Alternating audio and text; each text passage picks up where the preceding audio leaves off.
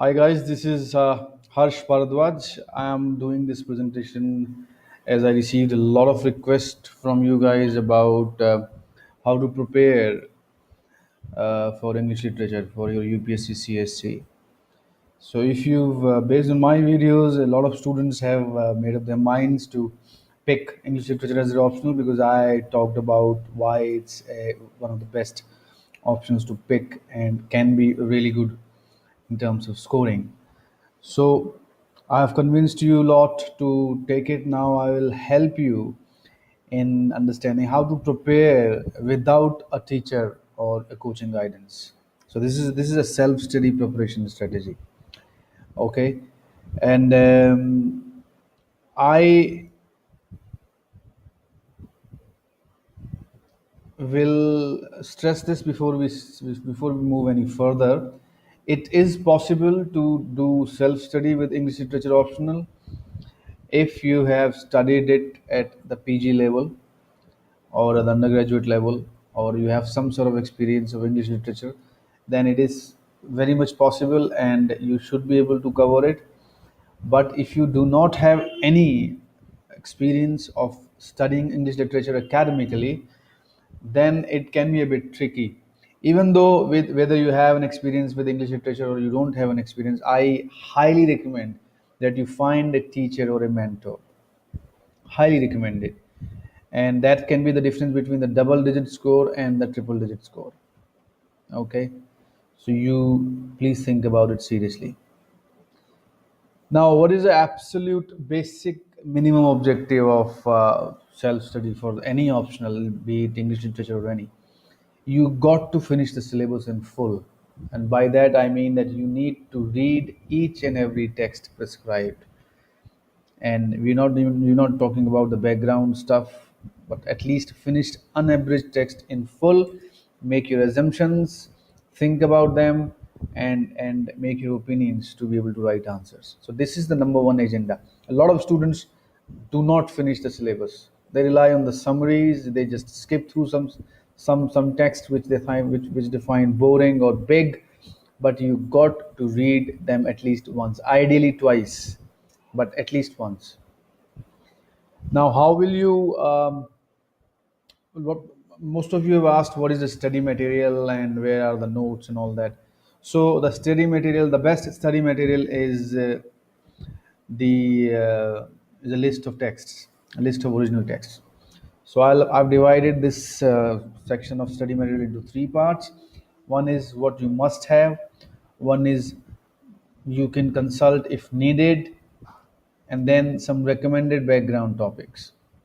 So as opposed to some people suggesting a lot of books for the background topics or the conceptual topics, I am not going to ask you to go and read big books. So in the must-have section, you must read the original unabridged text. I will not give you which publishers or which editions. Norton is good.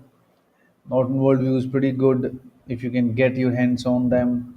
Any any publisher or any edition that has a foreword or an introduction or a preface written by an eminent scholar. So that will kind of reveal a lot about the text. So any text which has a good introduction or a foreword or a preface. You can get any history of English literature text. There are plenty of resources on the net, but if you can get it, uh, get a book, any simple book. Go walk into a bookstore and take a feel of the language of uh, multiple books and pick up one that you are comfortable with. Past year questions, obviously, you can get it from the net. If needed, if you need to consult and know more about critical theory, you can get a book of history of critical theory, history of criticism, or any basic book that just gives you basic definitions and applicable strategies of various theories. You can also consult university summary notes if you are really stuck, but do not start with these. Please do not start with summary notes. Read the text first, try to figure it out yourself, and then, if you must, then you go to these notes because these university notes are actually really poor quality. I won't name any publisher or an author, but they are really bad. So they only serve if you're really stuck and you cannot make any sense of the text.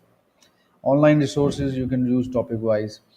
Background topics, I would say you'll need it for your GS anyway. Sociopolitics of Europe, 1600 1950s, some background info about the British Empire, and understanding of the Bible would really help you understand a lot of things. So if you can do a little crash course in these topics. So now, what about the notes? Should I make notes? Should I not? The answer is yes or no. You should not make notes the way you are, or you do make notes for the GS or other optionals, like those lengthy handwritten answers, and don't do that. Do make your notes smartly, and I'm giving you the tool. Use Google Drive, use MS Word, and use find somebody you can review your notes with. So find a note buddy. So for every text or every author, we will make one MS Word file, okay? And we will save all of them in Google Drive. And ideally, we will share those files with our note buddy or buddies. Now, how do you make smart notes? One, solve past year questions by hand and then write them down in your Word file. Make a character sketch, plot, event sketch,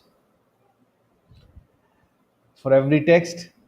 Make a file, make a list of terminology, phrases, and important quotes, and also do short notes on different concepts. We'll try and figure them out in the next section, in the next slides. So past year questions, why? Because past year questions I cover all possible major concepts, so they cover a wide web background. They also give you a feel of the question types that are asked. 2016 onwards, the pattern has changed. So, do look at 2016 and 2017, which is coming. How to use this? First, you write the answers by hand. Practice the word limit, time limit. This is very crucial. Then you type them in Word. Get it reviewed by a peer or a tutor. Again, the importance of a tutor or a mentor. And then use this file as a go-to revision file when you come back to revise. So this is very crucial. Character plot sketch, this is kind of a ready reckoner file when you are coming back to revise, or this is also kind of when you read a text you want to write down what you understand, and it organizes your textual facts of the matter of the book. And again, it's a quick revision file. It's very, very handy. So you make a list of major characters, you add important actions done to them or done by them, and you add important quotes, and you write your own opinion of each character and what do you think about that character and why.